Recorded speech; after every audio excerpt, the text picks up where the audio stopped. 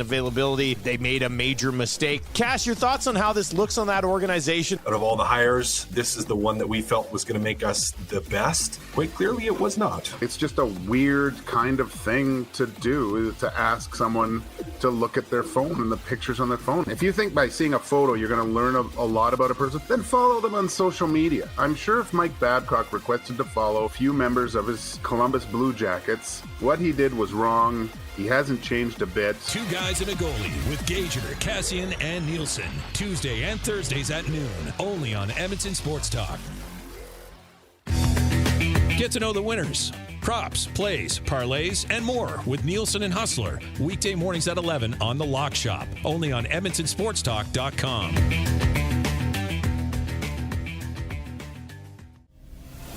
Tom Gazzola and Sean Bell take you on a hot lap around the NHL with Hello Hockey. Saturday mornings at 10, only on Edmonton Sports Talk.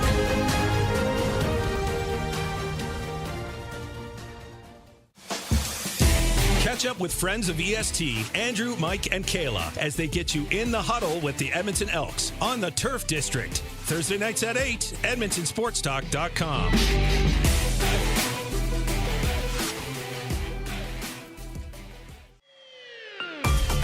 Friend of EST, Eric Thomas, takes you around the track all the way to the checkered flag on Raceline Radio. Tuesday nights at 8 and Saturday morning at 9. Only on EdmontonSportsTalk.com.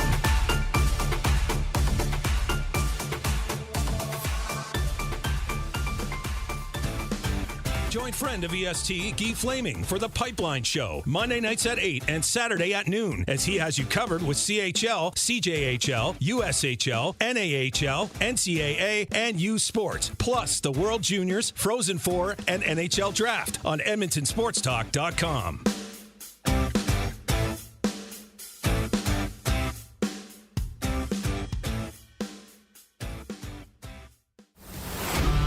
Get all the latest news and takes on everything Oilers with Dustin Nielsen and Tom Gazzola on the Oil Stream. Live at noon, Monday, Wednesday, and Fridays. Only on EdmontonSportsTalk.com. Don't feel like working? Join the Hangout. You never know what you might hear. Weekday mornings 9 to 11 on EdmontonSportsTalk.com.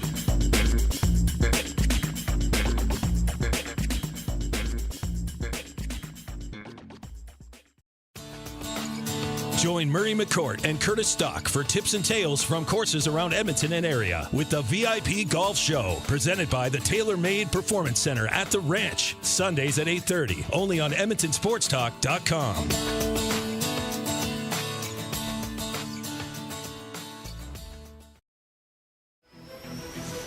The Elks Call is the newest Edmonton Elks podcast located in Edmonton, discussing everything Elks. Join friends of EST, Scout and Catherine, Friday nights at 8 on EdmontonSportsTalk.com.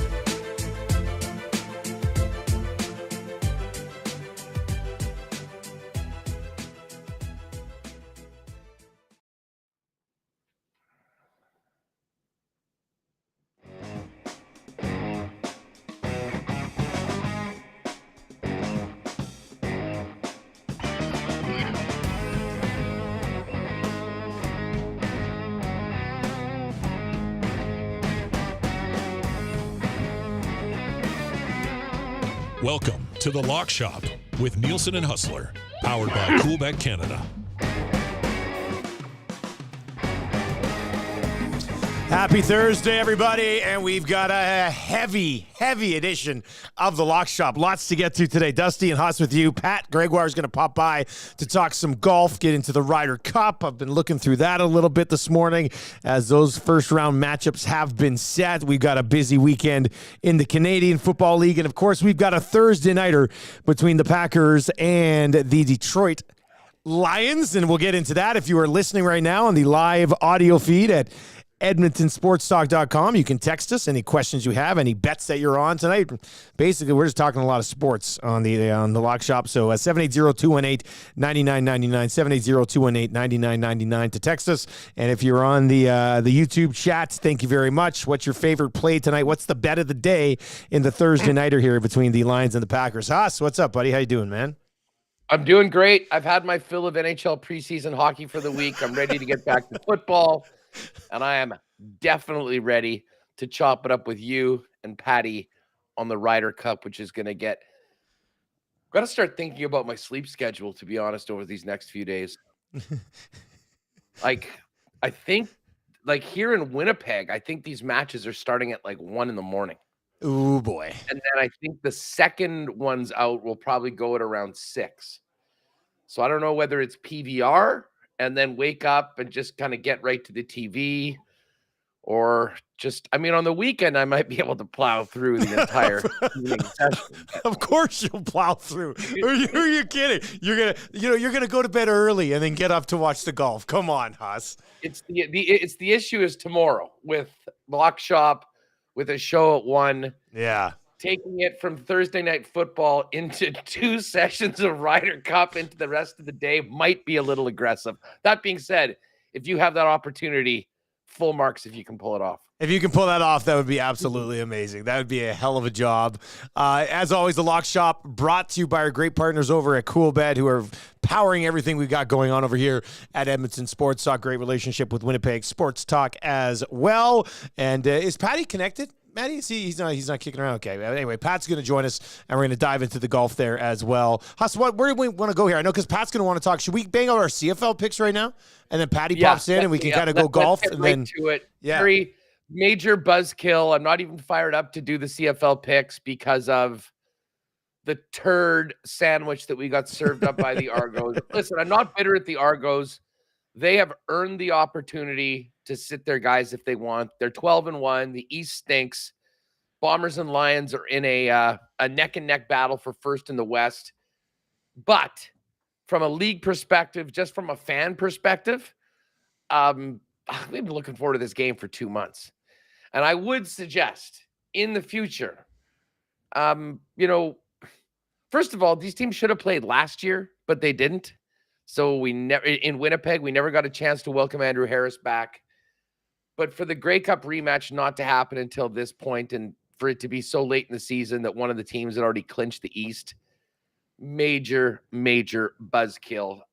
That being said, the Bombers need a win. And hey, if the Argos aren't going to bring their A squad, I guess that's good for the home team, but not good for the league, Dusty. And I'm sure the folks, I mean, you were heavily involved in the broadcast. That couldn't have been well received by everyone that was, looking to kind of hype up a battle of the top 2 teams in the league. Yeah, not ideal for a broadcasting partner, that's for sure. I mean, you understand where they're coming from. I guess it just gets me more excited for the Bombers and Lions because nobody's sitting anybody in that game, right?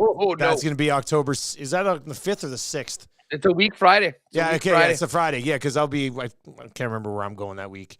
But I'll be there watching the night before. I can't wait. Oh, yeah, I'll be in Regina. I'm doing the game in Regina next Saturday, so we'll be watching it from Regina on Friday night. And I am very excited to watch that football game. So at least we have that one. The Argos aren't delivering us this Argos-Bombers matchup that we all wanted, but Bombers-Lions should be absolutely incredible the following week. I cannot wait for that game.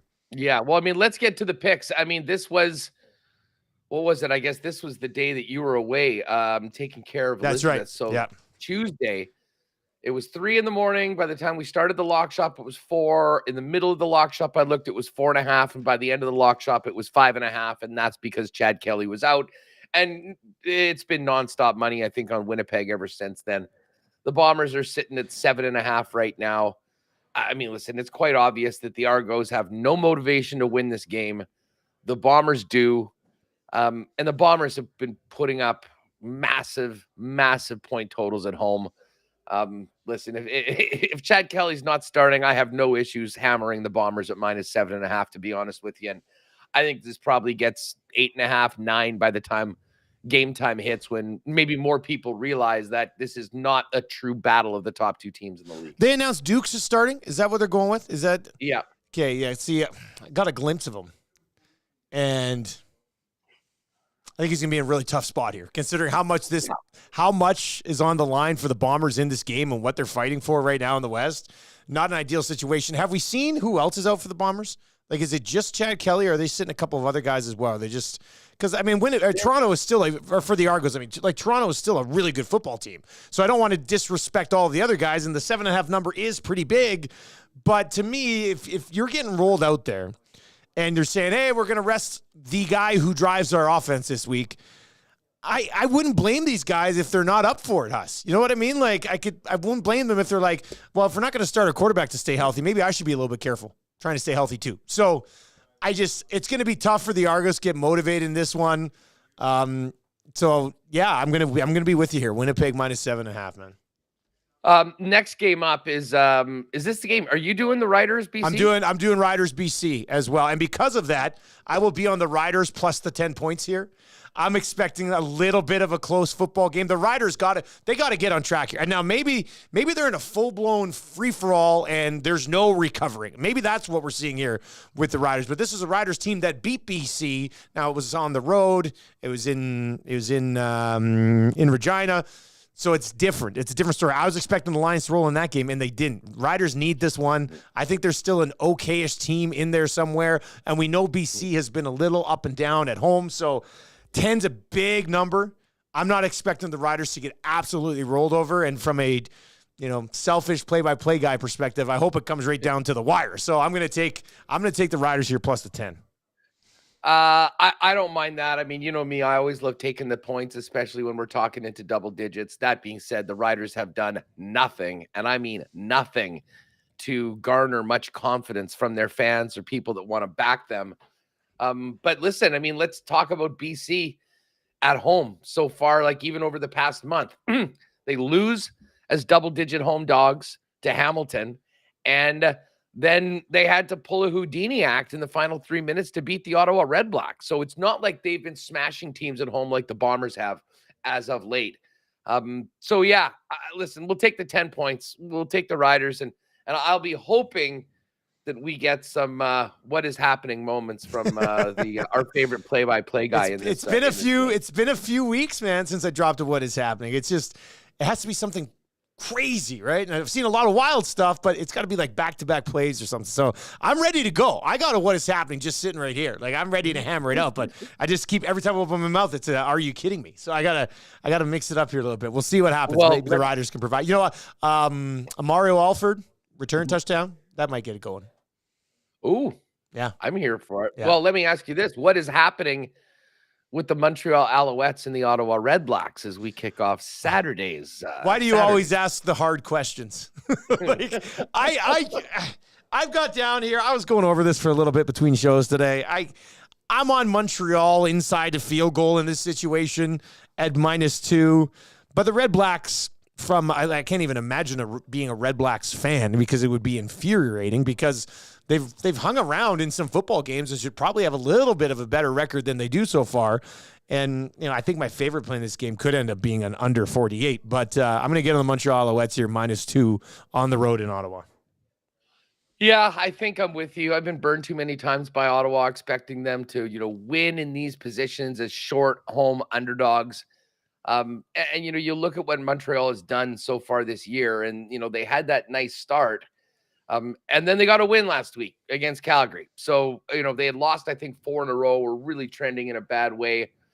That being said, Ottawa finally got a win too. I just think that Montreal is just a step or two ahead of Ottawa. They are very much in a fight to lock down a home playoff game right now, just being only one game up on the Hamilton Tiger Cats. So, yeah, I'm with you. Montreal will lay the 2 points on the road in Ottawa, which brings us to game number 4, and that is the Calgary Stampeders and the Hamilton Tiger Cats. And, Dusty, there's nothing that's more confounding than the play of the Stamps so far this season. I mean, what has it been? 17 years since they've been in the play, since they missed the playoffs? Yeah, man, this is a very unstampeder. Like they're usually always at least 500. They're usually always excellent at home. It's just, we haven't seen the Calgary Stampeders struggle through a season like this in almost 2 decades.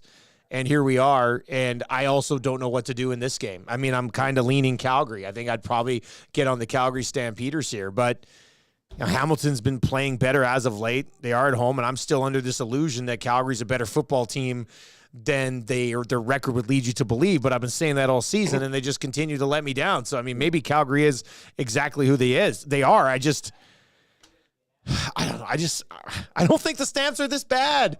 I've been saying that all year as well. And I mean, 2-5 at home, 2-5 on the road. Yeah. Just, I mean, not even a middling team. I mean, mid would be, I think, too generous for Calgary. They're not very good. They're 4-10. They're tied with the Ottawa Red Blacks right now. I am with you. I think I'm going to lean Calgary, but I think this is the game we need to keep off the partner parlay. Keep off the parlay, yeah. I would agree. So what are we looking at? We're looking at Alouettes. Where do we take that? Can't have it at 2, so take it to... Let's take it to... why don't we... I was going to say 1.5. Okay. But Montreal minus 1.5. Saskatchewan plus 10.5. Plus 10.5 for sure, yeah. Winnipeg minus 7.5. Okay, there we go. That's the parlay for the CFL partner parlay. Bombers minus 7.5, Riders plus 10.5, Alouettes minus 1.5 on the road against the Red Blacks. That's our Canadian Football League stuff for the upcoming weekend. We're going to get to the Thursday nighter. We're asking what your favorite play is tonight. Trevor on the YouTube chat says, looking to get back in the win column here. Nice bet builder placed. Goff over 224.5 passing yards. Laporta over 49.5 receiving yards. Laporta TD, which is our cool bet line of the day today, and then Lions to cover minus 1.5. Cool bet builders are a blast. Trevor almost looks like a plant that we've put on the YouTube chat where he's just like, we're like, hey man, please say all this stuff and explain how awesome Bet Builder is. But he's actually just a cool bettor who's having a good time. So that's nice to see. Pat Gregoire joins us. We're going to do it. You want to stick to NFL first here, boys, and then slide into the golf because we're coming off football? What do you think, Huss? Where do you want to go? Let's do the Thursday nighter, and then we can just ride with the Ryder Cup right through. Patty, what's going on? I don't know if it's like the 2 or 3 cups of coffee that I've had, but I've got like the jitters. I'm so excited. I don't think I'm going to sleep tonight. I know you guys said 1:30 start Winnipeg time. I'm pretty sure it's a 1:30 start Eastern time. So you won't even be in bed, Huss. Let's be serious. You can survive that. That's I might not be home yet. Great point. I'm gonna be out. I'll be in Vancouver, so I'll be Pacific time for me. So I'll definitely be up. So be watching some of that. Should be good. Great, but I mean, we talked about it, Huss. There are some really intriguing lines this week for the NFL. Super short, and we get gifted with a great game here with the Lions and the Packers. And Dusty, you were away when we talked about this, and I still haven't been able to find it. When was the last time the Detroit Lions were favorites at Lambeau Field? Never mind in prime time in a standalone game. This is absolute crazy town. But with that being said, I like the Lions here. I really do. I don't know if the line movement's fishy. I think you just take the minus 130. How much did this line move when you say it's fishy? What happened? What happened here? It's now at minus 2. I just think whenever you get those inside the field goal numbers, yeah, that's true. There's always something weird. It's going to be a missed PAT somewhere. Someone's going to go for 2 for some unknown reason. I just always find it if it's within 2.5, if it's within that field goal, you're usually okay. Kind of feel a little more safe with the minus 130. With that being said, though, a lot of great opportunities. Shout out to the viewers already putting their bet builders in the chat. There's some great bet builders. We'll have our exclusives up in a little bit, but we might as well talk about some of our props and maybe we'll build a Thursday night football lock shop. Oh yeah, I think there's something coming there for sure. Do we have any further news on Aaron Jones and Christian Watson? I had Ian Rappaport, no big deal, on the Nielsen show this morning, and he said Aaron Jones and Christian Watson were going to be playing. So, and David Montgomery's back. So he basically said it's almost a full go for both teams tonight, which is exciting because I think I hope, and I think this could be a pretty entertaining, high-scoring football game. I mean, these teams are known to, I mean, certainly you look at the Packer games this year. I mean, they're back-to-back 1-point games. I'll tell you what, I'm going on the other side tonight. I'm taking the home dog in the Packers. I've been very impressed with Jordan Love so far this year.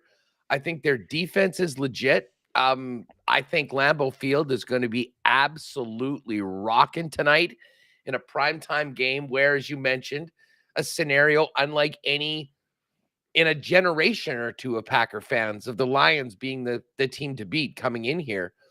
And listen, I think Detroit's been pretty good so far. I mean,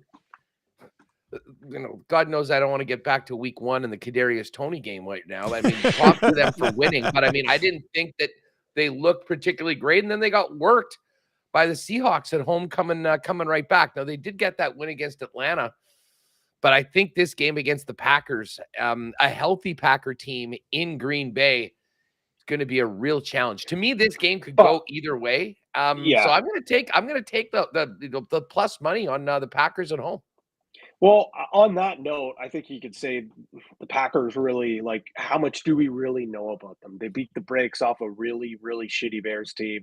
And, they barely beat the Falcons, who are proving to be pesky, but how good are the Falcons really? So I think we're going to learn a lot about both these teams. And I know that's so cliche, but I really do. Are the Lions different? Because these are the spots where the Lions go into Lambeau. I know there's no Aaron Rodgers, or even going back to Brett Favre. There isn't that big, scary quarterback looking them down the other way, and they find a way to choke it away. But this is also a different opportunity where they're the ones who are expected to win. They're the ones who are in the driver's seat. They're the ones who are, a favorite to win this division. Now, this is where you prove it. Are you that team? Are you that good? Have things changed? That's where it stands for me. Yeah, Every other team, I was just Dusty. Every other team in the NFC North, the Vikings, the Bears, and the Lions, came into this season thinking that finally, first it was Favre, and then it was Rodgers. Finally, we're moving on, and they're going to have brutal quarterback play or average. I think Jordan Love's just getting going. And he's a perfect example of quarterbacks that if you give them some time to learn the system, to play under great players, to have good coaching, they'll be in a position to succeed when they finally get in. Now, I mean, there's no patience in the NFL. There's a lot of money tied up on it. But Love, much like Aaron Rodgers was originally, I think, got the opportunity to sit back and really be ready for this. I mean, that comeback that they had last week, without Watson and without Jones, was really, really impressive. And I think you'll see a Packer offense, at least, that has a way higher ceiling if those players are in, because I kind of think A.J. Dillon is washed. And without Watson, they don't have a great receiving core, and yet they still got it done. Yeah, this is an interesting one. I mean, it's not going to surprise you. I'm going to go with Patty on this one. I'm going to take the Detroit Lions. I do think where I'll eventually end up here is on the money line at -130, or maybe some sort of teaser on the over in Detroit getting some points on the road. I mean, I do possibly move it that way, right? Like take it over 39 and Detroit +5 or something, or +3, something along those lines, right? I think I'll probably end up doing something like that. But Patty kind of brought up the Green Bay Packers so far. And, we know what happened with Detroit. They beat the Chiefs. They ended up losing that second game to Seattle, which was a little bit of a thriller. And then their defense was really good against Atlanta. The Green Bay Packers lost to Atlanta. They played Atlanta and lost to them 25-24. They came back. They had to have a huge fourth quarter to get that game against the Saints, kind of last second, and then they beat the Bears, and the Bears turned out to be absolutely god-awful so far. So, I mean, the Lions, I thought watching that Lions-Falcons game last week, and I didn't watch the Falcons Packers game, so I can't compare the two. But watching the Falcons-Lions game last week, I thought Detroit should have beat them more handedly than they did, and they still kind of comfortably won that football game. So that's sort of the one basis that we've got to compare the two teams this year. So I like Detroit. You know, for this purpose, I will take them -2. I'll probably myself just throw them on a money line and then probably tease this thing. But there's a lot of different props we can get into here for a parlay. Yeah, I guess if we're on the other side, I mean, listen, if we want to do a parlay with Detroit, we can almost do a two-sider. If you're riding with the Lions on one side, if you're riding with the Packers on the other. Yeah, that's easy enough. We can definitely do that. I mean, well, we always got the ride with Huss, ride with Dusty we can throw out too, right? And then we can put together a parlay here too. So We can always do something like that. Why don't we do that? Why don't we have one ride with us that's maybe Packers favorite, Yeah. and then on the other side you go more with the Lions, and then we can come together as one in the middle. I'll be the moderator here. Don't take a side, but we'll just maybe add 3 of our best player props, because I'll be honest, I was doing so much deep diving on the Ryder Cup that yesterday I was doing so much of my research, because I knew as soon as the first session was going to drop, that's all I was going to do. But there's a lot of props that I actually really like in this game, because I do think both offenses are so intriguing, and I kind of think that the Lions have the capabilities with so many different weapons with Montgomery, and that kind of, I was going to be heavy on Jahmyr Gibbs. That's not really the case anymore. But yeah, let's just dive into it. What do we like? What are some of our favorite? Well, lay it out, Patty. What do you got, man? Like, what do you? Because I got a few that I wrote down a little bit earlier on here that I don't mind mixing in. But what do you got? Let's see. Well, I know the chat was buzzing, and I know you guys mentioned it on the line of the day for Coolbet on the Nielsen show. I'm heavy on Sam Laporta props. I like him to score a touchdown. I think it's at plus 220. I actually, again, these are bets that I don't suggest you hammering it. It's just a fun bet, especially with these standalone games. I like him to also score the first touchdown at 11-1. Yeah, I saw that this morning too. Yards. Yeah, his reception yards, his receiving yards at 42.5 at minus 123, and his receptions are at 4.5 at plus money. I like both of them. The safer play obviously is the yards, and especially the way that they're utilizing him with that deep ball. But getting plus money at him, just for him to have 5 catches, the way they've been utilizing him, the way they've been targeting him, there's no way I don't see a world where he gets 5 receptions, and I'm getting plus money at that. I'm just looking at the numbers right now, because that was one of the 4 that I had written down here. Laporta over 4.5 catches, a plus 108. So far this season, he's had 5 catches, and 8 catches. So he's surpassed this number every time, and his targets have been going up every single week. Like this guy's your prototypical Jared Goff tight end, right? Goff has always used his tight ends extremely well. He was targeted 5 times in week 1, caught them all. Targeted 6 times in week 2, caught 5 of 6. And he was targeted 11 times in that win over Atlanta and caught 8 of them for 84 yards and a touchdown in that game. So I really like the value on Laporta over 4.5 at plus 108 for sure. I think that's something we could definitely throw in there. You guys have sold me on Laporta. I actually wasn't really looking in that direction. I'm going to probably put a couple of these in with the Packers on the ride with us. From a Detroit standpoint, I mean, I can't help but look at ASB. Amon-Ra St. Brown, always a huge part. 6.5 is the total. But with the amount of traffic that he gets, and listen, I'm on the Packers. I think the Packers are going to score, which I think is conducive to more passing and, a bit more of an aggressive air attack from the Detroit Lions. I am a little nervous, though, with what you just said about Laporta and how many looks he's getting right now from Jared Goff. But I still feel pretty good about Amon-Ra St. Brown, especially in prime time. And then the Packer receiving props are pretty interesting. Christian Watson and Romeo Doubs both have over 3.5 numbers for receptions. Watson's at plus 135. Dobbs is plus 111. I guess if Watson is back and more impactful, maybe that takes a little bit away from Dobbs. But at the same time, I think that might give Dobbs a little bit more room to, see some passes from Jordan Love. So I'm considering both of those. And I do like Aaron Jones to get in the end zone. Plus 138, Aaron Jones, anytime touchdown. Yeah, I like that too. To me, he's probably the most reliable guy from the Packers to get in. And I just can see Aaron Jones getting in there, and then we get to bang the drum with all the Packers fans when they play the song. I know I was heavy Laporta, so I'll throw my one prop that is not Laporta, obviously, besides the field goal one, which we'll get to in a bit as well with another bet. Jordan Love rushing yards over 17.5. I think that with the way that the Lions can really bring the heat I think Love is going to have to get out of the pocket and make some plays. And as the season's progressed, his rushing yards have gone up and up. In week 1, we only saw him with 12. Week 2, 23. And then last week with 39.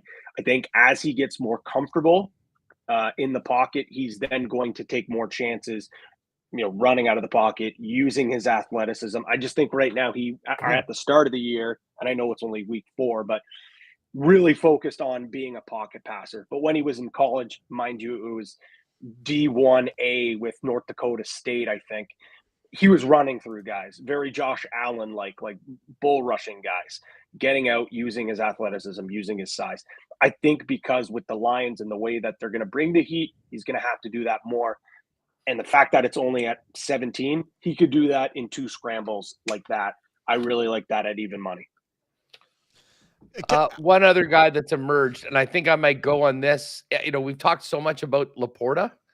What about Luke Musgrave, the rookie tight end for the Green Bay Packers? Last week had 8 targets and 6 catches. He's got an over-under for receptions of 3.5 at plus 125. And I know they're going to be talking about Laporta, but it wouldn't surprise me if, in fact, they ended up talking about the other guy as well. And certainly if Watson's there, I think that does open up the middle of the field a little bit more for a pass-catching tight end. So I think that's where I'm going to go. Packer money line, over 3.5 receptions on Luke Musgrave, and an Aaron Jones anytime touchdown. That's those are the 3 I'm putting in on my ride with us. I like that. And when you talk about the NFC North, and I know that this division has changed over the years, but how many times do we see in these division rivalry games, these tight ends come out and make big plays, and the way that, there's going to be a lot of open space in the middle of the field. And I think that's where both these quarterbacks are going to utilize the tight end. I love that play. You guys know how much I like Laporta. I like the Musgraves play as well, Huss. Okay, here's what I think I've got. There's one prop that I'm going to get on tonight just because I think it's hilarious, and we'll see how it goes. But Lions money line, Laporta over 4.5 catches, and Khalif Raymond over 21.5 yards. He only had 1 catch in week 1 for 20 yards. Since then, it's been 46 and 55 yards. And the way Goff likes to move the ball down the field, I think this guy could hit that in one play. So I'm going to get on Raymond over 21.5. I'll throw that in there. And then if you really want to ride with me on this one, this is I can't believe I even wrote this down, but it's minus 110. I'm going to get on Jared Goff under 3.5 rushing yards in the game tonight. This guy is stabilized in the pocket. Like he does not move. I mean, he's one of those guys who just sits there and takes the sack. Like he doesn't try to do anything special. His 3 games so far this year, he 5 attempts, -1, 0 attempts, which is how he likes it, and then 5 attempts for 3 yards. So I'm gonna throw that in there too. So Goff under 3.5 rushing yards. Khalif Raymond over 21.5 receiving yards. Laporta over 4.5 catches, and Lions on the money line. That'd be the ride with Dusty. I like that as well. I know they're at the opposite side, so I'm going to have to choose one of them. With the way I'm leaning with the way this game is going, but I do really like both of them. I really like both of them. I'm going to be standing all night, just like we're at Lambeau Field. Should be a good football game, though. I like this. This is going to be a great game. Since you guys laid out yours, and again, I'm sure Jake is jotting those letters. He better be. Down, pay attention, Jake. He better be. You're right. He better be. So I've got my Patty's Primetime parlay up already. Over 3.5 field goals. Duh. Sam Laporta over 4 receptions, and an Aiden Hutchinson sack. Ooh. Plus 660. Again, I mentioned it. I really like the way that the Lions are putting pressure on. Well, they really got it going last week. Like last week was the one week where finally it's busted through, right? So yeah, last week Hutchinson's so good. He was a problem for the Chiefs in week 1. He was a problem for Michigan 2 years ago. I hate Michigan as a Notre Dame fan. Drives me nuts, but I friggin' love this guy. He's awesome. So I had to throw him in there. Plus 660. While we're on it, I'll run through the daily exclusives for the Thursday nighter. The usual Thursday night snooze fest, Detroit, Green Bay, to have under 45.5 points and over 3.5 field goals made. That's at plus 260. Thursday night barn burner, Detroit, Green Bay to have over 45.5 points and each team to score over 23.5 plus 315. I really like that one. Live, laugh, Jordan Love. Jordan Love, 230 plus passing yards and plus 2 touchdown I thought that passes. stupid saying you only saw in my house on the walls, man. I didn't realize you were going to mix that into the lock shop today. Like, I thought the live, laugh, love was going to be some sort of a love prop and Brooks Koepka to get a point at the Ryder Cup for the live tour. 415 for the home sense special. We could also call that too. House callers, St. Brown and Dubs both to score a touchdown plus 635. Already mentioned the primetime parlay. And the field goal frenzy has been so good, but we only have one game tonight. I decided we got to keep that going. So this is an alternate total, 4.5 combined field goals at plus 275. wait, say that again. God, say that again. Field goal. I missed it. Over 4.5. Over plus 4.5. 275. Woo, baby. Over 4.5 plus 275. Had to get it up there because, again, the field goal frenzy has just been good vibes. It's not unreasonable to expect there to be 5 field goals in this game, man. Teams are going to be in so scoring it's out. position a lot, right? So, Yeah. So threw that out there. I'm already on 3.5. I'm going to bet 4.5 now that that's just been posted too. Okay, boys, let's get to the Ryder Cup here. We need to max out the available time on today's edition of the Lock Shop with the Ryder Cup. Before we talk about the matchups, Patty, Feinberg was on yesterday, and we were talking about just the market for this throughout the last 6 months. Craziness. He got Europe at plus 200, at plus 190, at plus 175. Europe right now is at minus 105, and USA is plus 120. Make this make sense. I honestly think that it's just the fact that, one, the market was set, and it's just the fact that the history of US, not being able to win, I don't think that was really playing into a fact. It's been since 1992, I believe. 93, sorry. Since 1993. That was the last time US won on home soil. So that's why I was kind of wondering, why is this line like this? But now I think just the fact that you see who's on this US team, like with Harmon being there, with Wyndham Clark being on that team, with JT and Spieth arguably being 2 of the worst 3 or 4 golfers in this entire event. And worse, I mean like recent form. I just think all the steam, all the momentum is on the side of this Europe team. You've got Victor Hovland, who within the last 2 months has been the best golfer on the planet. John Rahm possibly could win, golfer of the year. Rory is Rory. You look at Hatton. Hatton is a guy that, despite not being able to close, how many times did we see him finish in the top 10? Tommy Fleetwood, the guy was a top 10 machine at majors or at big time events. You just look at the team. I know the bottom half is where the concern comes in. I know we're team Ludwig Aberg. I think they're going to have to lean on him heavily. I think when you look at the 2 teams from top to bottom, you give the advantage to Team USA. But which it looks like this is the strategy that Europe is going with, just running their guys out and just using them as much as possible and sprinkling in some of these other guys wherever they can. They're going with their top dogs. And I think that's where the odds come. And I think it's guys like Feinberg and guys that myself, like I was on this program 3-4 months ago. I think I got it at plus 150. And I think is just more and more Europe money coming, and just the fact that as the season went on, a lot of those American players' started going down. Yeah, Scotty Scheffler had one of the best ball striking seasons of all time. Couldn't putt, only finished, couldn't make a putt. So I think even Ricky Fowler, great story. Ricky's back as the season progressed.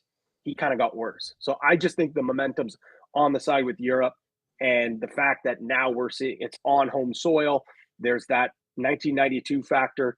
93 factor. That just kind of goes into it. Now I think the market is where it should have been 6-7 months ago. Yeah, I have a hard time just after staring at these USAs -150, -140 all season, and now staring at +120 the night before this thing starts, it's hard not to just think that you're getting incredible value on that. Yeah. That being said, I kind of want to cheer for the Europeans. They've got some guys that are, a lot more fun. The day one winner, which includes it'll be the full 8 points, the 4 balls, and the foursomes. Europe +110, USA +130, and there is a tie at 5-1. I mean, they've got day 1, day 2, day 3 winners, the overall winner, and then of course the lift the trophy. USA is a slight favorite in that because if it ends 14-14, they retain the Ryder Cup, which is sort of a weird one. Just before we get to the matchups for tonight, I guess the first run out, Patty, I love the options at Coolbet. We can get top European point score, first out in singles for Europe, top American point score, first out in singles as well. And then there's top combined point scorer, and then player to hole the winning putt. For me, right off the bat, I like John Rahm +325 to be the first out in singles for Europe. I know Rory's the big favorite at +120, but I kind of feel that John Rahm is the alpha dog of Team Europe. And Rory has been in some great matches before, but I mean, it's not like he's got a record that's just so good you can't afford to put him out there first. So to me, Victor Hovland's the other guy that I wouldn't be surprised if they were feeling really good, they go with him. But I just think Rahm has that swagger to go out and say, this is our day. I'm leading the way. We don't care who you're throwing up against me. So I'm rolling with John Rahm at +325 to be the first out in singles for Europe. I like Rahm as well to be the top European point scorer. It's +425 between he and Rory. But Vic, who's playing with Ludwig Aberg, and that could be a really, really interesting pairing. I know we're going to get to that in a minute. Victor's the other guy. It's hard to imagine anyone outside of those 3 dudes, except for maybe Tommy Fleetwood, who turns into a Superman around this event and is paired with Rory to begin with. But what about top American point scorer and point score for the entire event, if you want to hit that as well? Yeah, there's just so many fun bets, and that's not even including the specials that we have in the exclusive tab, which we can quickly hammer out as well. I have a hard time arguing against Rahm being that guy and rolling out. The only thing is I do think that there's a chance that we see some magic here with Rory and Fleetwood. Both those guys kind of have been searching for the perfect partner over the last couple of Ryder Cups. And Rory kind of was always, the leader, and they would pair him with maybe one of their weaker players or a guy that was first time out. Now that they put those 2 guys together, they're going up against Schauffele and I believe Cantlay. Cantlay. That's going to be an absolute wagon of a first round. If they can beat them there, I think those guys are really going to keep the momentum there. But again, I think I totally agree. I like that pick. Some of the other ones I really like, Fleetwood over Cantlay for the entire tournament for head-to-head points. I'm always on Fleetwood, but I just think there's going to be some magic with this guy here. I also like him to record over 2 points at +100. I was kind of surprised there. I thought maybe it would be closer to getting even money or even seeing his number at 2.5. Aberg to be the top wild card, aka the coach's pick, +600, and then Koepka and Rahm at +2 points at +150. A little bit scared not seeing Koepka out there. It's just the first session, so that kind of is a little bit of a disadvantage. But if you're on the same line of thinking as you are with Rahm being the guy, and maybe he's going to play 5 sessions or at least 4 sessions, I have a hard time seeing him not split. So I could see him getting 2 points on his own. The fact that you get to throw a pesky Brooks Koepka, who at this point might be playing with a chip on his shoulder, might be going out there and saying, look, I'm not out in the first round. I've got nothing to lose. I think that's a good thing for Team USA. I also think it's a good thing for this bet. I love it at plus money. Hey, just quickly, the matches that we have first, that is the 4 balls where everyone plays their own ball, right? Yes. And then the later the second slate of games, which is in the afternoon in Italy, that's going to be the foursomes, which is the alternate shot, right? Correct. Yes. All right. So and if you're seeing, so go to the Ryder Cup page, you'll see the options, obviously, of the outright tournament. But then at the top, you'll see those matchups. That's for session number 1. So you'll have match winner, which is just so. For example, Hatton Rom against Scheffler Burns. Yeah.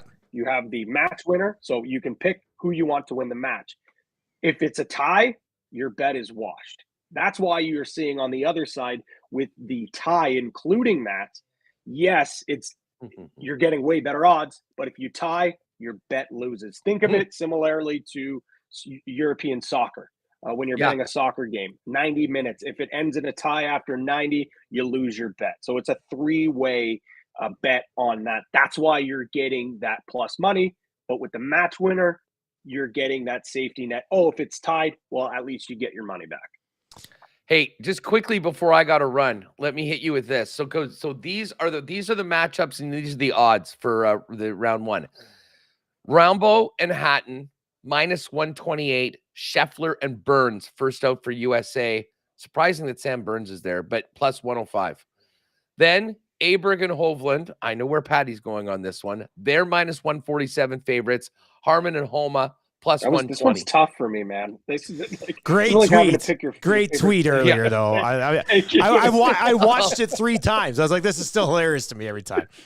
Oh, good. Lowry and Sepp Straka +116 against Ricky and Morikawa -143. That opened up at -128, -1 or +105, by the way. Okay. So obviously, Okay. So there's people are hammering there, Fowler, and I like it. And then the final matchup: Rory and Tommy Fleetwood against Cantlay and Schauffele. Rory and Fleetwood -119. Xander and Patrick Cantlay -103.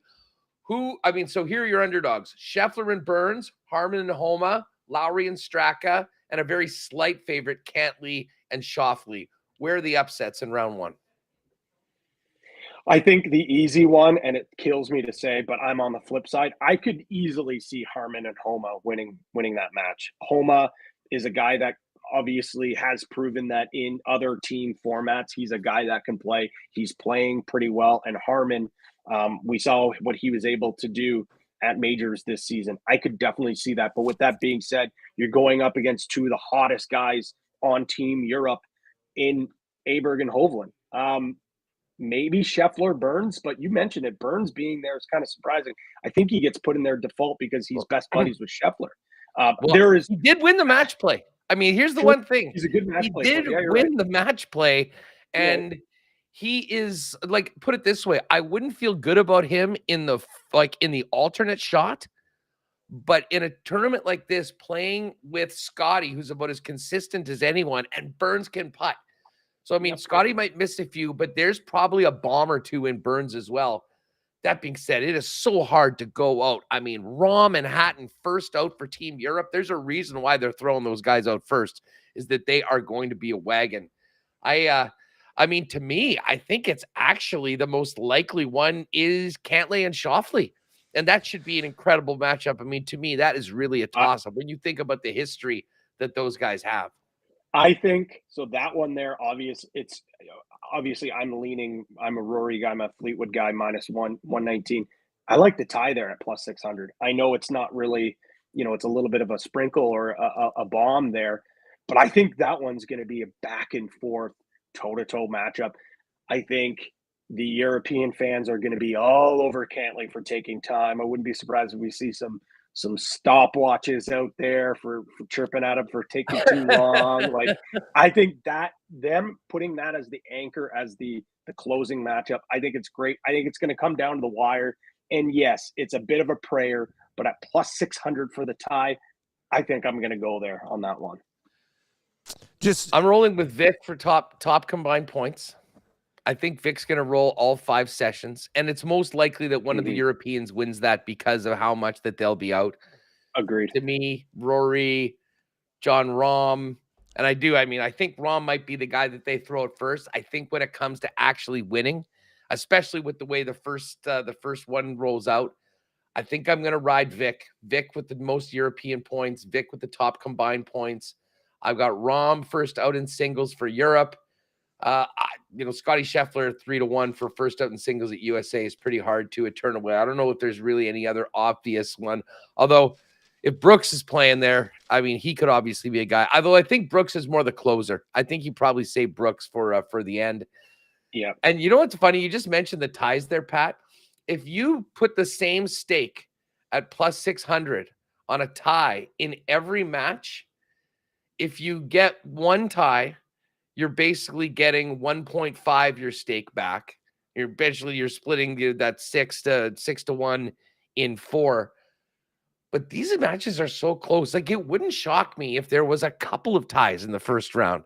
Might be an interesting experiment to the old Coolbet account to throw a quarter down on each of them and see how we end up going into the second round.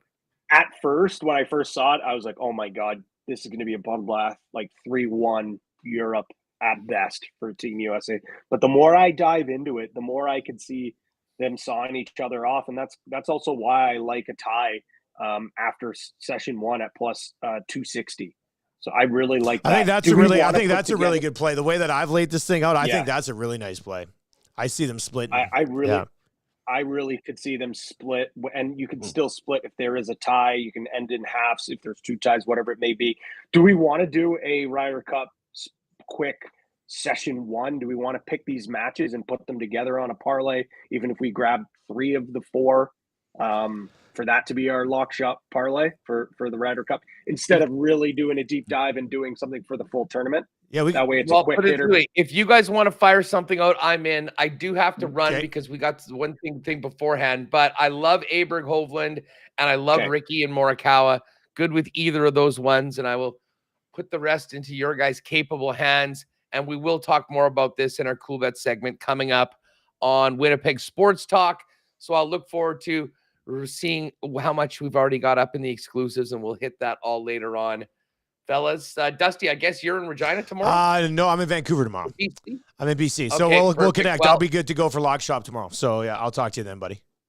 All right, boys. Patty, enjoy Ryder Cup tonight, and let's go Packers. Home dogs barking tonight at Lambeau Field. Get out of here. Go do your show. Go do your show. Winnipeg Sports Talk. It's awful. Don't even worry about it. There you go. We're kidding about it. It's actually awesome. Okay, so, I mean, I'm with him on the Hovland pair. I'm also with him on Fowler and Morikawa. And then it's which one of these other ones are you more comfortable with here, Patty? Like when we look at the other two sets. He makes a great case for Cantley Schauffele, but I'm a Rory. I'm on Rory and Tommy in that one. Me too. Yeah. So are we cool with rolling with Hatton Rahm? I know what I see happening with this Hatton Rahm pairing is at some point they're down, and Hatton's throwing a club, Rahm's cursing after a shot. But the way that those guys can play, and especially Haas said it, like this seems like this is going to be a moment. When we look back at Jon Rahm's career, I think we think about the 2023 Ryder Cup and how well he played and helped lift them to victory with some big moments. And I think for them to roll them out first, I think Huss is right. They realize if they want to win here and really put a wrench into things for Team US, they're going to want to come out with a win. So I think even if they go down early, this team has so much skill and so much talent. I really like them. So if we went Hatton, Rahm, Aberg, Hovland, Fowler, and Morikawa, without a boost, it's at plus 409. Okay, yeah. I mean, they're the 3 biggest favorites, right? So it should be. I mean, I'm a Hatton guy. I was on Hatton a lot this year, and I mean he did disappoint me more than once. But I've been easily convinced on Hatton multiple times, and him being out there with Rahm, I think I'd be okay with that. So yeah, let's lock that one in. We can get that out there available for everybody here this afternoon. Beautiful. Beauty. Yeah. So we'll lock that in. That's great. Okay. I know we don't have much time, but I will say this: the fact that we don't see JT and Spieth in this opening round, it just shows me that the U.S. are really afraid to roll those. Well, guys I was going to say, I really think that's a problem. It just goes to show exactly where both of their games are at right now, right? Like if they were in this group, I'd be like, oh, I'm a little surprised. Like with the way that they've played, you could justify that JT shouldn't even be on this team. So I know. I just, for me, it's like, well, then if now you're down 1-0 and now you have to play those guys at some point, it's like, would you not rather throw them out there and maybe they catch fire and they start playing together and they get those vibes going? And if they lose, you're like, oh, well, you probably stuff them away and sprinkle them out at some point on the weekend. It just goes to show that, like, well, what the hell was the point of bringing JT if you're not going to use them in these moments, right? Yeah, so. No, it's true, man. We'll see how it plays out. All right, that's going to do it for Lock Shop today. Patty, pop by tomorrow if you want. If you got nothing going on, we'll be doing some NFL. We can build a little partner parlay and stuff, so that'll be fun. I might be falling asleep at my desk from staying up all night watching the Ryder Cup, but I'll be sure to pop on. We got to build that. Okay, perfect. All right, man. We'll talk to you then. That's going to do it for the Lock Shop today. Brought to you by our great partners at CoolBet. Sign up for an account today using the code LOCKSHOP. When you do, you get a nice little deposit bonus on your initial deposit up to $200.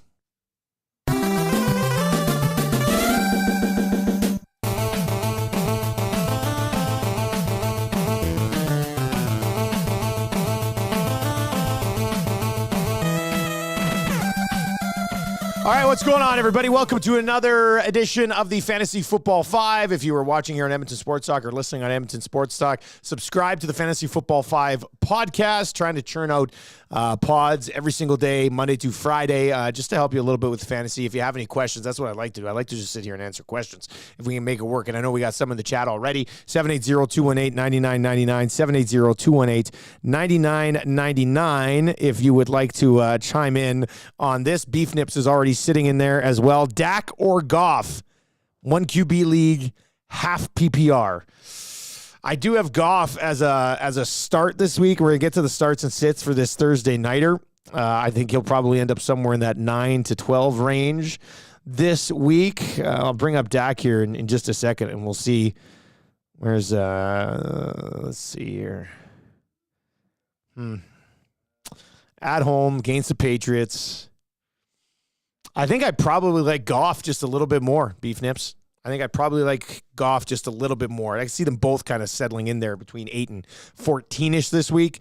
Little biased with the Goff play, but Goff is steady, man. Dak has a little more upside, obviously, on the ground.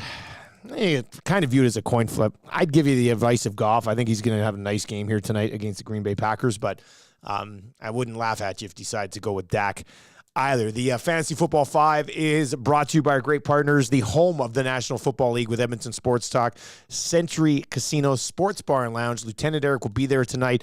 And next Thursday, October 5th, you can join our entire crew. We will all be there. Maddie, Tommy, YouTube, Trev, HR Daddy, the whole crew. We're going to be there on Thursday night, and I know a lot of the AM Nasties will be out for that one, so it should be a lot of fun. We'll all go out there and have that brisket sandwich together with Lieutenant Eric. It should be a good time. So a huge thanks to the folks over at Century Casino on Fort Road for hopping on board with all of our NFL stuff, including the Fantasy Football 5. I did say to Dan that I was going to get to his a little bit earlier. Guys, not sure if this is a dumb question or not. Do I start Tua versus the Bills or Love tonight versus Detroit? My instant answer immediately there is, how can you not start Tua with the way that, now I understand it's the Bills, they're on the road. I totally get it. Now, this isn't mid-November, late November, early December on the road against the Buffalo Bills. I just think you would totally kick yourself in the ass if you didn't play Tua and he goes off for 3 touchdown passes, 300 yards, and has another QB top 5 week. And then you're sitting there going, well, why in the world did I start Jordan Love ahead of Tua? So I understand your reasoning for Love. We were just pumping Love up a little bit during the lock shop. At least Huss definitely was. But you can't not start Tua unless it's like a really deep thought and maybe it pans out for you. You'd rather go up. I don't even know if you'd rather go up against Detroit's defense and Buffalo's defense. Detroit's defense can be a little bit of a nightmare. So you have to do Tua. You have to go Tua. Sorry, Dan. You got to go there. I've got a couple of DMs on Twitter that we'll get to here, the Fantasy Football 5 as well. This one is about defenses, though. I hate answering questions about defenses and kickers, but would you start the Jets defense versus the Chiefs or the Lions versus the Packers? That's a really, really good question. It's tough to start any defense against the Chiefs, but at the same time, the Chiefs haven't been like lighting the world on absolute fire offensively yet this year. Lions are coming in off a pretty hot game. They got that pass rush going last game. Chiefs should score. I'd probably start the Lions versus the Packers, even though I'm going to sit here and tell you right now that the Jets are a better defense than the Detroit Lions, but it's scary to go up against Pat Mahomes as opposed to Jordan Love. Mind you, Jordan Love, and get to some starts and sits here. Jordan Love, where's the notes on this? Oh, it's on the other page. Hang on a sec. I'll bring this back around because Jordan Love has 2 top 10 quarterback finishes so far this season, which I find rather impressive. Yeah, here we are. QB3 in week 1. How old school am I? I've got a notebook. This is me in grade 9 writing down fantasy football stuff. And now here I am at the age of 42 writing down fantasy football stuff in a notebook. But Love, QB3 in week 1, QB7 in week 3, which I would have not predicted at all when it comes to this guy. So here are your starts and your sits tonight. I would start Goff in a QB1 league in that 10 to 12 range. I also think Love, with what he's done so far, is startable in QB1 league, but in that bottom tier, right? It comes down to kind of who you already have. And in a lot of leagues, I mean, in a lot of like deeper home leagues, or not deeper, like say 10-team home league, these guys might not even be on a roster right now. So it depends on the depth of your league. But I would feel somewhat comfortable starting both of these guys this week. I'd rather have, the top end dudes, but I think if you're in a jam, both of these guys are definitely startable. Montgomery's just coming back from injury, but both of the Detroit Lions running backs are startable. Amon-Ra St. Brown is startable, and of course, Laporta, I think, is a top 6 tight end. I think that number's gone up every single day. I went from like top 8 to top 6. I think he's a top 6 tight end. So I would probably end up sitting Raymond and Reynolds unless you're in super deep leagues. But those guys would be sits. Aaron Jones, apparently back. He, of course, is a start. I would sit A.J. Dillon this week. And then you've got Watson and Romeo Doubs. Watson's first game back. I think in 3 wide receiver leagues, you definitely are starting Watson. In a 3 wide receiver league with a flex, I could see Romeo Doubs being a flex. He's got 2 touchdowns already this season, so that's something you could look at. I know Musgrave's number has been going up as far as targets go, but with Watson back, with Jones back, I think that might take a little bit of hit. So I'd probably sit the rookie tight end for the Green Bay Packers. But if you ever have any questions, hit us up in the YouTube chat or on the text line 780-218-9999, and we can get to those as well. Fantasy Football 5 today and every day brought to you by great partners at Century Casino, Fort Road in the Sports Bar and Lounge. Join Lieutenant Eric there tonight, Thursday night, for the Packers and the Lions. On the way next, 2 guys and a goalie right here at EdmontonSportsTalk.com.